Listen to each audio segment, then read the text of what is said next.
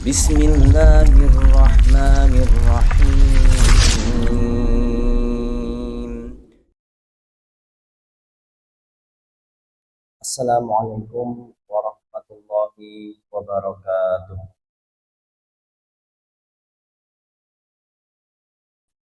Alhamdulillah, alhamdulillahi rabbil alamin. Wassalatu wassalamu ala asrafil anbiya'i wal mursalin wa ala alihi wa sahbihi ajma'in, amma ba'd. Allahumma salli ala Muhammad wa ala ali Muhammad kama sallaita ala Ibrahim wa ala ali Ibrahim innaka Hamidum Majid. Allahumma barik ala Muhammad wa ala ali Muhammad kama barakta ala Ibrahim wa ala ali Ibrahim innaka Hamidum Majid. Bapak Ibu jamaah Masjid Sulaiman Arif Abdillah rahimakumullah, tidak henti-hentinya, tidak bosan-bosannya senantiasa kita panjatkan puja dan syukur kehadirat Allah Subhanahu wa taala yang telah melimpahkan nikmatnya, rahmatnya kepada kita semua, yaitu berupa nikmat kesehatan, kesempatan, kelapangan, aman, damai, dan nikmat yang paling besar, nikmat yang paling utama adalah nikmat iman Islam yang insya Allah senantiasa ada pada diri kita hingga kita berjumpa dengan wajah Allah Subhanahu wa taala. Amin amin ya rabbal alamin. Bapak Ibu rahimakumullah, pada kesempatan yang berbahagia ini Selasa ba'da subuh, alhamdulillah Allah pertemukan kembali kita dalam rangka thalabul ilmi, dalam rangka belajar bersama untuk menambah hasanah keislaman kita, mengokohkan diri kita di dalam berislam. Dan Bapak Ibu rahimakumullah, thalabul ilmi atau majelis-majelis ilmu adalah majelis-majelis yang diridhoi oleh Allah Subhanahu wa taala dan Rasulullah sallallahu alaihi wasallam. Barang siapa yang duduk di majelis ilmu, maka sebenarnya dia seperti halnya duduk di sebagian dari taman-taman surga. Insyaallah semoga kita bisa istiqomah dalam thalabul ilmi. Amin amin ya rabbal alamin. Pada kesempatan yang berbahagia ini kita akan membahas, melanjutkan pembahasan kita, pembelajaran bersama kita berkenaan dengan kitab Sahih Bukhari Muslim, yaitu hadis-hadis yang diriwayatkan oleh kedua imam besar, Imam Bukhari dan Imam Muslim. Dan alhamdulillah, insyaallah pada kesempatan ini kita sudah sampai pada hadis nomor 65. Kami bacakan, bismillahirrahmanirrahim. Diriwayatkan dari Abu Hurairah radhiyallahu anhu, katanya Rasulullah shallallahu alaihi wasallam bersabda, Allah tidak akan berbicara kepada tiga golongan manusia pada hari kiamat, tidak membersihkan mereka dari dosa, dan mereka akan diazab dengan azab, atau siksa yang pedih. Mereka itu ialah, yang pertama, seseorang yang mempunyai kelebihan air di padang Sahara, tetapi dia enggan memberikan air tersebut kepada musafir yang memerlukan. Yang kedua, seseorang yang menjual barang dagangan setelah waktu asar dan dia bersumpah dengan nama Allah, yaitu sumpah bohong bahwa dia membeli barang tersebut dengan harga sekian agar pembeli mempercayainya, sedangkan dia membelinya bukan dengan harga tersebut. Yang ketiga, seseorang yang berikrar setia kepada seorang pemimpin karena tujuan keduniaan. Sekiranya pemimpin berkenan memenuhi permintaannya, dia tetap setia, dan jika tidak dia berpaling. Bapak Ibu rahimakumullah, ini adalah tiga ciri-ciri atau tiga golongan yang kelak, di padang mahsyar, atau di hari kiamat kelak, Allah tidak akan mengajak bicara, Allah tidak akan mengajak bicara. Artinya napa? Ditokne mawon. Niki kalau Allah sudah tidak berkenan mengajak bicara, berarti indikasinya nopo Allah murka. Allah murka. Allah apa niku nesu, marah, tidak mau mengajak bicara. Kalau Allah Subhanahu wa taala marah kepada seorang hamba, maka naudzubillah min dzalik ya. Bisa jadi ya, hamba tersebut langsung dilempar ke neraka. Naudzubillah min dzalik. Karena Allah sudah marah. Nah, ini yang disebutkan tadi ada 3 golongan atau 3 ciri-cirinya, yaitu apabila seseorang itu berada di suatu tempat padang pasir atau tempat yang tandus lah, atau suatu daerah yang kekurangan air, suatu daerah yang kekeringan, kemudian orang itu memiliki cadangan air atau memiliki kelebihan air, akan tetapi dia tidak berkenan membaginya. Jadi Bapak Ibu rahimakumullah, air ini adalah kebutuhan hidup yang utama. 70% dari tubuh kita itu adalah air atau cairan.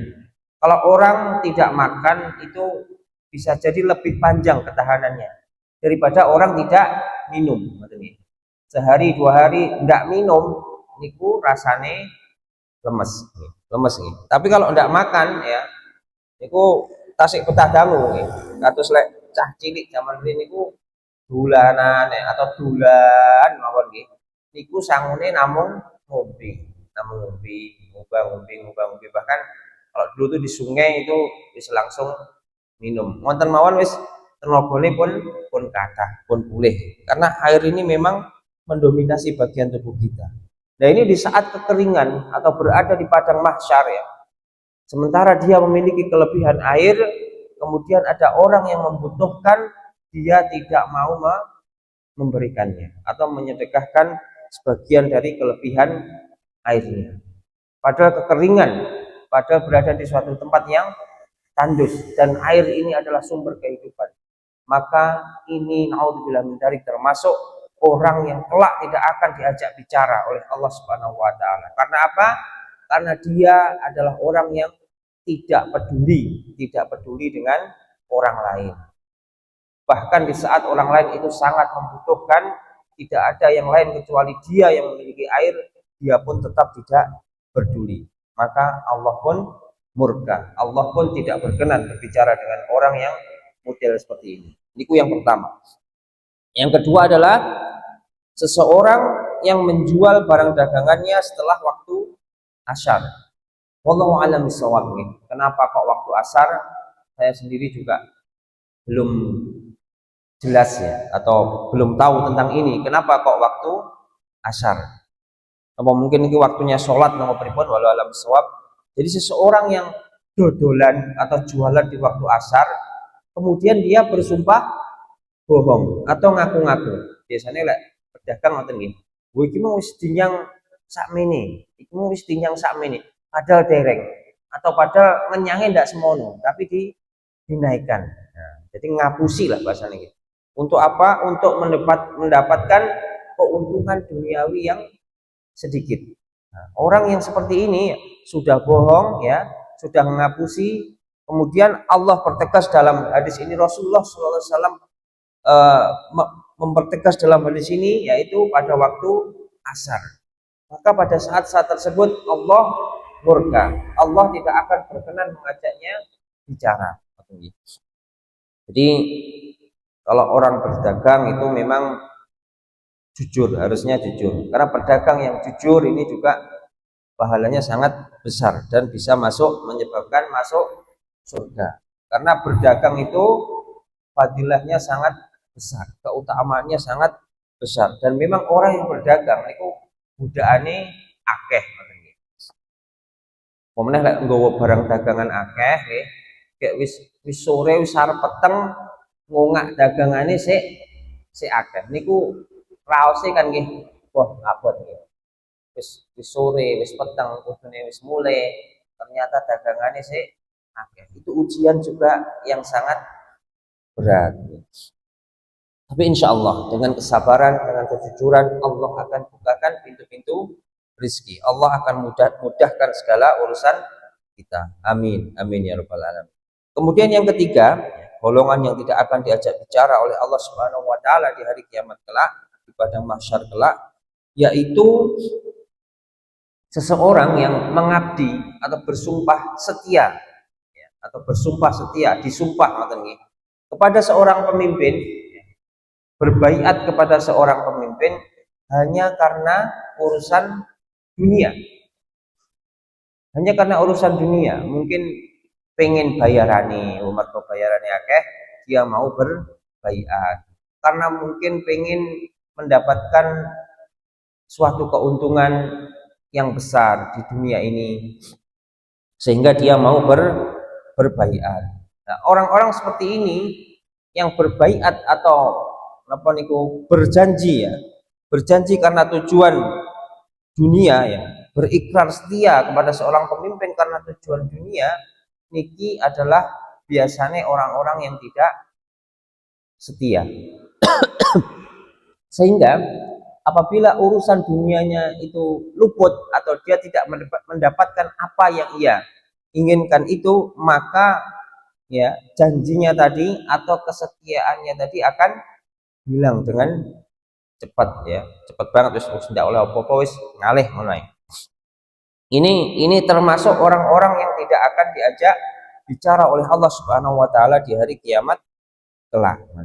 Jadi di dalam Islam, ya, itu berbaiat atau berjanji setia kepada seorang pemimpin itu karena Allah Subhanahu wa taala, karena membela agama, ya, karena membela agama, meninggikan kalimatullah la ilaha illallah. Karena pemimpin itu adalah amanah tersendiri. Seorang pemimpin memiliki amanah atau memiliki tugas tersendiri, sementara jajaran di bawahnya, ya, itu juga memiliki amanah atau tugas tersendiri, dan amanah-amanah itulah yang kelak akan dipertanggungjawabkan di hadapan Allah Subhanahu wa taala. Jadi apa itu bukan sifatnya pribadi, nih. Kalau sifatnya keinginan pribadi, hanya menginginkan keinginan dunia yang itu hanya untuk dirinya sendiri, nah ini berbahaya karena Allah akan murka dengan seperti itu. Sehingga pekerjaan-pekerjaan itu, jabatan-jabatan itu adalah sesungguhnya adalah amanah dari Allah Subhanahu wa taala yang kelak pasti akan ditanya, pasti akan dipertanggungjawabkan. Maka bagi pengemban jabatannya, bagi pejabat-pejabat kita, pemangku-pemangku negara ini, ya, maka hendaklah melakukannya atau mengemban amanah itu murni karena Allah Subhanahu wa taala, karena mencari keridhaan Allah Subhanahu wa taala. Karena ingatlah, seberapapun seseorang itu kuat, seberapapun tinggi jabatan seseorang itu, dia tidak akan luput dari kematian, dan pada saat itulah dia akan mempertanggungjawabkan apa yang selama ini dia emban, apa yang selama ini diamanahkan kepadanya di dunia ini. Bapak Ibu rahimakumullah, kami lanjutkan pada hadis berikutnya. Diriwayatkan dari Anas bin Malik radhiyallahu anhu, dari Nabi Shallallahu alaihi wasallam bersabda, ada 3 hal yang barang siapa mencapainya. Jadi 3 hal yang barang siapa mencapainya, maka dia akan merasakan nikmatnya iman. Nah, ini sebaliknya, ini sama-sama 3 hal, tapi kalau ini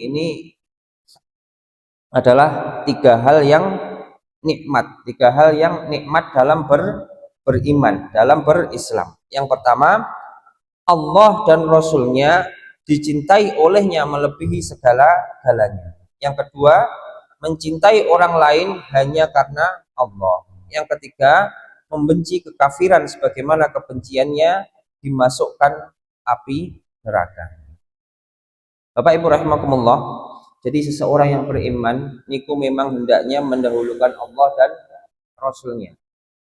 Jadi Allah dan Rasulnya itu menduduki tempat yang paling tinggi, menduduki tempat yang teratas. Jadi apapun yang kita lakukan, apapun yang kita usahakan, seluruh kehidupan kita, baik dari bangun tidur sampai tidur lagi dan bahkan dalam tidur kita, itu semua adalah untuk mencari keridhaan Allah Subhanahu wa taala dan Rasulnya. Sehingga orang yang demikian itu bisa merasakan nikmatnya iman.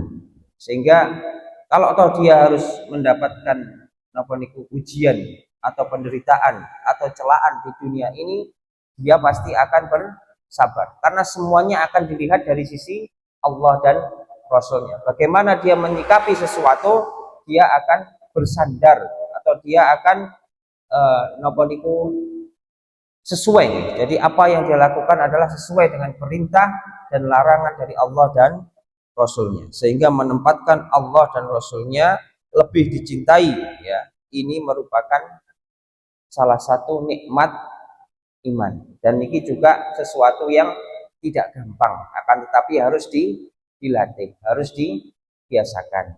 Karena sesuatu niku memang berat, apalagi kalau itu bertolak belakang dengan keinginan kita, bertolak belakang dengan hati kita, sementara Allah dan Rasulnya menghendaki demikian, sementara kita masih bertolak belakang dengan itu.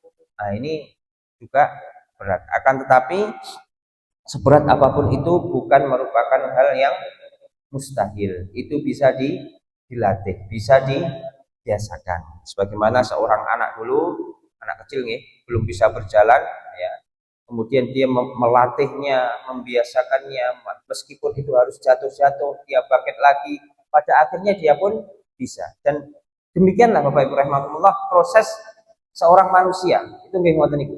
Dia harus berlatih dan membiasakan. Bisa jadi dalam prosesnya dia juga mengalami jatuh-jatuh. Jatuh-jatuh dulu, bangkit lagi, dilatih lagi, dibiasakan lagi. Tapi insya Allah pada suatu titik pasti akan bisa. Kemudian yang kedua tadi, mencintai orang lain karena Allah. Jadi seseorang itu mencintai orang lain, baik itu keluarganya atau mungkin saudaranya seiman, ya, itu karena Allah Subhanahu wa taala. Artinya apa? Dia berkumpul, ya, dia bersosial, dia melakukan sesuatunya dengan saudaranya ataupun dengan keluarganya, itu semua sesuai dengan apa yang Allah dan Rasulnya perintahkan. Jadi kalau Allah dan Rasulnya kehendaki demikian, ya demikian. Kalau dilarang, ya berusaha untuk menjauhi. Itu semua dilakukan karena Allah Subhanahu wa taala. Misalnya kita berkumpul untuk melakukan sholat subuh secara berjamaah, ini juga karena Allah Subhanahu wa taala. Kita berkumpul untuk belajar bersama, untuk thalabul ilmi, ini juga karena Allah Subhanahu wa taala. Jadi insya Allah semoga kita termasuk di dalamnya. Kemudian yang ketiga, membenci kekafiran. Membenci kekafiran sebagaimana kebenciannya dimasukkan api neraka. Jadi kekafiran, ya, atau apa niku, selain Islam, ya, kafir itu kan kufur, itu kufur nikmat. Selain Islam itu sama dengan api neraka. Jadi kita sebagai seorang muslim, ya, itu napa nih? Napa nggih? Ngapunten nggih bahasane rada vulgar. Membenci, harusnya membenci kekafiran. Jadi kalau ada napa niku yang berkata bahwasanya semua agama itu sama, misalnya gitu. Ini yang lagi tren hari ini. Katanya semua agama itu sama, kabeh masuk surga. Nah, ini tentunya sangat bertentangan dengan hadis ini. Seharusnya kekafiran itu kita benci, tapi bencinya niku nggih pada porsinya nggih. Artinya tidak perlu berlebihan. Kita benci karena dengan kekafiran itu kita tahu bahwasanya kekafiran itu akan mengantarkan seseorang ke dalam api neraka, ke dalam azab Allah Subhanahu wa taala. Jadi kita harus yakin bahwasanya Islam ini yang paling benar. Islam inilah yang jalan yang paling benar, jalan yang lurus, yang insya Allah akan mengantarkan kita memasuki surga Allah, surga Firdaus. Jadi kalau ada yang mengatakan, oh semua agama benar, semua agama masuk surga, ini sudah imannya sudah tidak benar. Jadi dia itu dalam berislam berarti buatan kokoh, tidak yakin lek napa niku, lek Islam itu yang paling benar. Ini juga berbahaya, berarti lek cara ngoten nggih, saiki Islam, sesuk mbuh napa, seumben mbuh napa, kan kabeh masuk surga. Bisa gonta ganti sak enake. Naudzubillah min dzalik. Ini nah di situ penyimpangannya Bapak Ibu rahimakumullah. Jadi kalau meyakini semua agama itu masuk surga, ya, semua agama itu benar, berarti iso gonta ganti kan ngoten nggih. Sakniki agamane sesuk ganti apa, sesuk ganti apa, kabeh bener kok. Nah, kan ngoten nggih. Tapi tidak demikian. Seorang muslim harus yakin bahwasanya Islam ini yang paling benar. Kita harus membenci kekafiran. Bagaimana cara membencinya? Cara membencinya adalah dibarengi dengan berdakwah, dengan mengajak orang itu ke dalam Islam. Mengajak itu tidak, atau dakwah itu tidak harus dengan pembicaraan, tidak harus dengan lisan atau dengan apa niku perang, buatan nggih. Tapi dengan kita memberi contoh perilaku yang baik, ya, maka insya Allah orang itu juga akan tertarik. Nah, itulah apa niku cara dakwah yang paling efektif. Kita memberi contoh, ya, kebaikan, sikap yang baik, akhlak yang baik. Dengan begitu insya Allah orang lain atau non muslim juga akan tertarik, juga akan tertarik. Tuh itu loh, orang Islam itu baik, orang Islam itu gampang memaafkan, orang Islam itu lapang dadanya. Nah seperti itu, sehingga orang lain itu akan tertarik dan akan masuk Islam insya Allah. Berikutnya diriwayatkan dari Sabit bin Ad-Dahhak, ya, radhiyallahu anhuma, katanya Rasulullah Shallallahu alaihi wasallam bersabda, siapa yang bersumpah dengan agama selain agama Islam secara dusta, maka keadaannya adalah seperti ucapannya. Siapa yang membunuh dirinya sendiri, maka dia akan diazab pada hari kiamat sebagaimana kelakuannya untuk membunuh diri. Seorang lelaki tidak bisa bernazar dengan sesuatu yang dia tidak memilikinya. Bapak Ibu rahimakumullah, ini berkaitan dengan naudzubillah min dzalik. Bunuh diri. Bunuh diri ini tentunya jauh dari ajaran Islam. Sementara Allah dan Rasulnya menghendaki kesabaran. Kesabaran yang luas, kesabaran yang tidak ada batasnya. Nah, ini malah naudzubillah min dzalik, malah bunuh diri. Karena bunuh diri itu menunjukkan bahwasanya seseorang itu tidak sabar menghadapi ujian hidup, sehingga dia ingin segera mati dengan cara yang naudzubillah min dzalik. Orang yang bunuh diri, dia akan disiksa atau diadab dengan bagaimana cara ia bunuh diri. Misalnya seseorang bunuh diri dengan terjun dari tempat yang tinggi, maka dia akan diadab, ya, dia akan disiksa seperti itu. Terjun lagi, mati urip neh, terjun lagi, mati urip neh. Atau orang yang bunuh diri dengan cara-cara yang lain, dia akan diazab atau disiksa dengan bagaimana cara yang ia gunakan untuk bunuh diri. Naudzubillah min dzalik. Sementara, ya, yang lain yaitu orang yang bersumpah, ya, dengan agama yang selain Islam, ya, dengan agama yang selain Islam secara dusta. Kok sumpah, ya, bukan insya Allah, bukan wallah, bukan karena Allah, dia bersumpah, ya, dengan agama yang selain Islam dan sumpahnya dusta, maka naudzubillah min dzalik, maka sumpah itu akan membawanya, ya, pada keadaan yang seperti itu.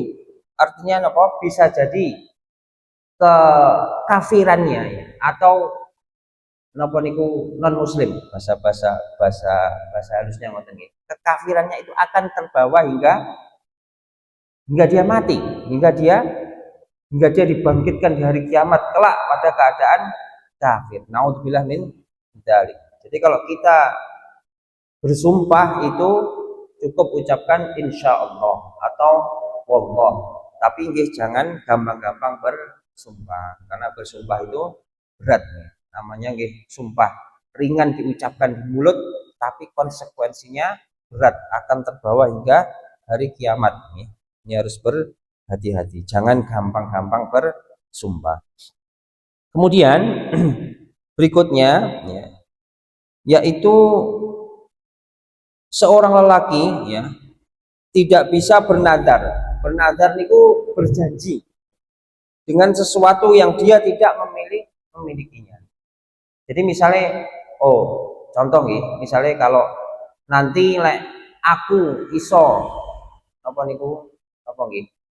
Lek aku ku iso mendapatkan jabatan itu, ya, maka saya akan menghadiahkan motor itu untuk si A. Padahal motor itu bukan miliknya, ngoten nggih.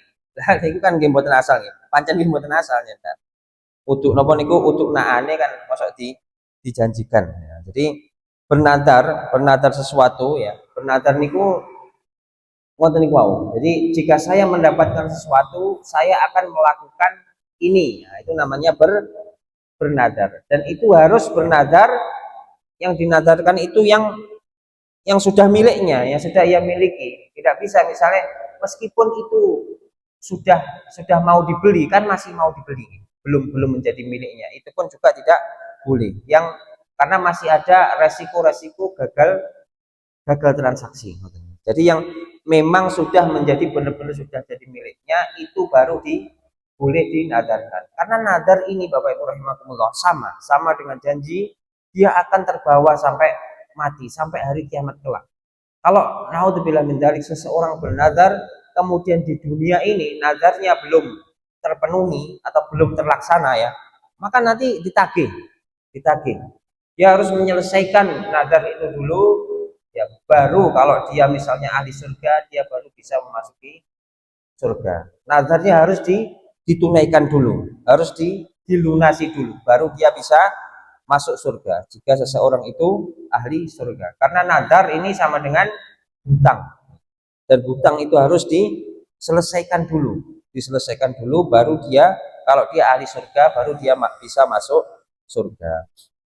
Berikutnya diriwayatkan dari Abu Hurairah radhiyallahu anhu, katanya, ketika kami bersama Rasulullah Shallallahu Alaihi Wasallam dalam peperangan Hunain, Rasulullah Shallallahu Alaihi Wasallam telah berkata kepada seorang lelaki yang diakui sebagai seorang Muslim, dia tergolong dalam golongan ahli neraka.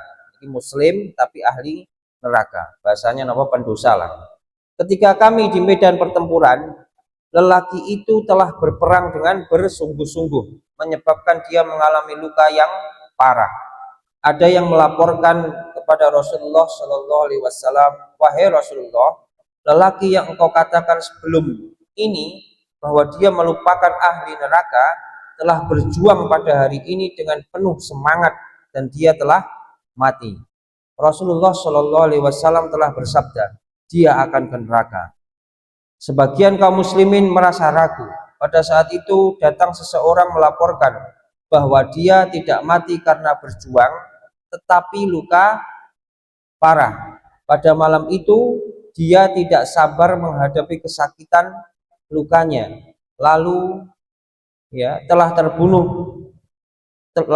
membunuh dirinya sendiri. Hal itu telah dilaporkan kepada Rasulullah.